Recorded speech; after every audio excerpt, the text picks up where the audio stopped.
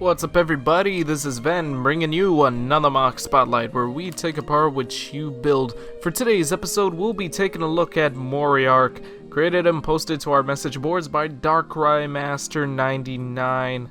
Now before we get started, let me remind you of my method of reviewing, which involves a point system that is based on three fundamental attributes: the overall appearance of the MOC, the build of the MOC itself, and the concepts and ideas behind the MOC's creation. Each of these qualities will amount up to 10 points, leading up to a final score that will be determined at the end of the episode, and please remember that this is all based on my opinion.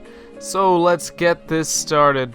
Now, I think I'm starting to notice a bit of a trend with the last couple of MOCs that I've been reviewing. It seems like they're all just really menacing and kind of creepy in a way. I don't know what's going on. It's not like it's Halloween or anything, but whatever. Nonetheless, this guy, very creepy looking. He's even got the chicken leg design just to add on to that whole aspect. And it comes off looking like some sort of humanoid creature hybrid, like the bionicle version of a werewolf or something. It's actually pretty cool looking at it from that perspective.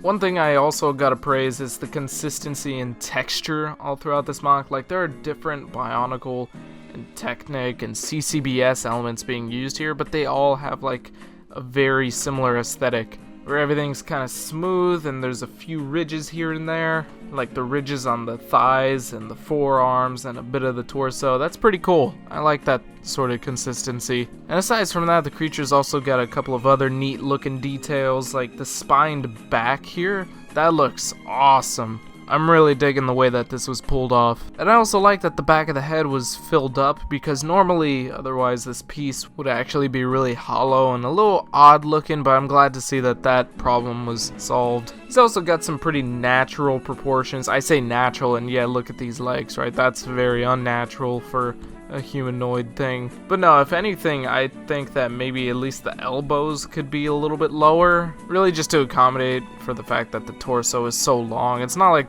I think the torso needs to be shortened.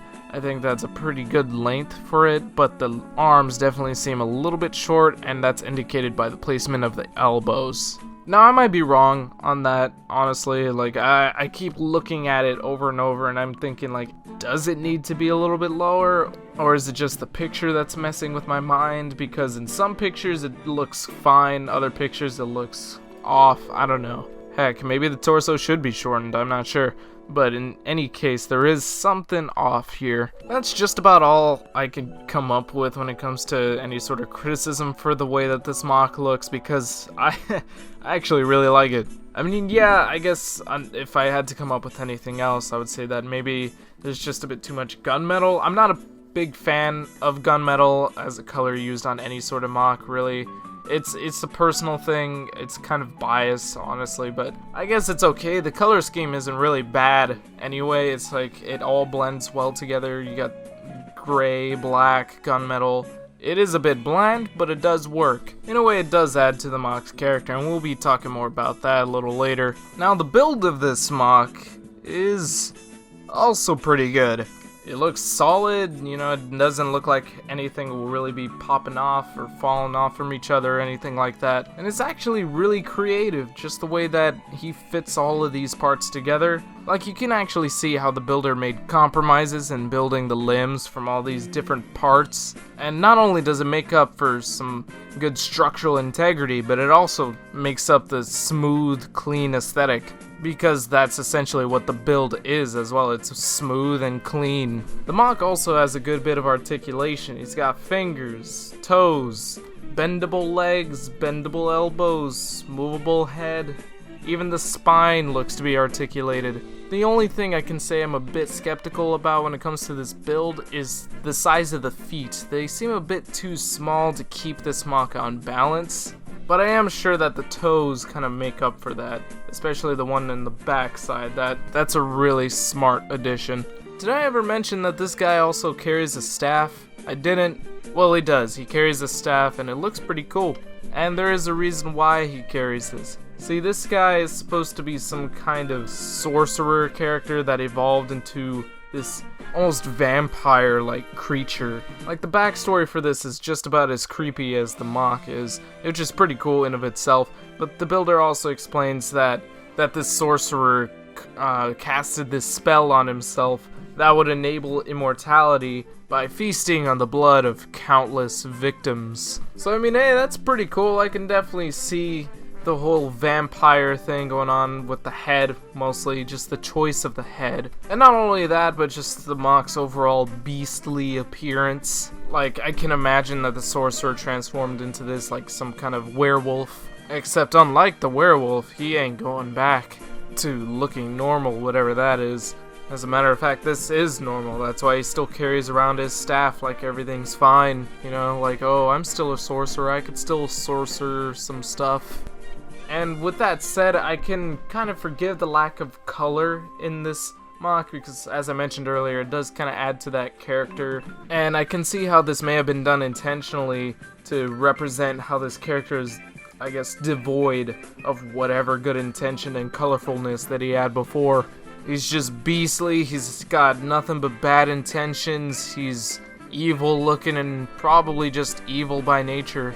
Now I will say though, bearing that in mind, I do like how the MOC looks and fits to that concept, but I do also see a bit of potential for representing the sorcerer aspect a little bit better than, you know, rather than just the staff.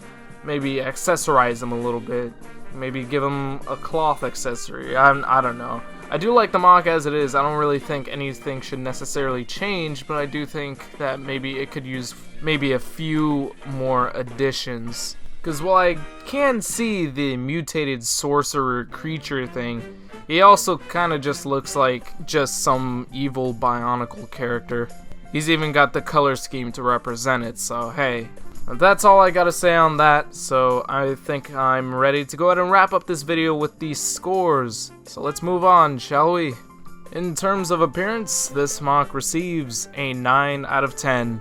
I'm not big on the color scheme. Personally, I find it a bit bland, but the MOC does look really, really cool. I think I've said cool I don't know how many times this episode, but I know for sure I've caught myself saying it multiple times. In terms of the build, this MOC receives a 10 out of 10.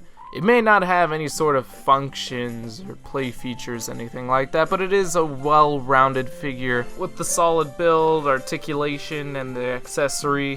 Full armor coverage, that's something I didn't really mention earlier, but man, this is a well-done piece of meat. In terms of the concept, this MOC receives a 9 out of 10. Because overall, I do really like this MOC. I like the character that it has going for it. I like the concept. I like the backstory and that sort of thing. My only thing is the concept actually makes me think that the MOC needs a little bit more to give it that sort of character that the builder was going for. Just to kind of emphasize it a little bit more and make it stand out a little bit more. And if that's not going to be the solution, then maybe a different color scheme would have been the solution. But that's fine, honestly. Like, even if you kept this color scheme, I still think a few more accessories may have helped out here. But as it is right now, good execution of really good ideas. And with all that said, we are left with a final score that all adds up to a 28 out of 30.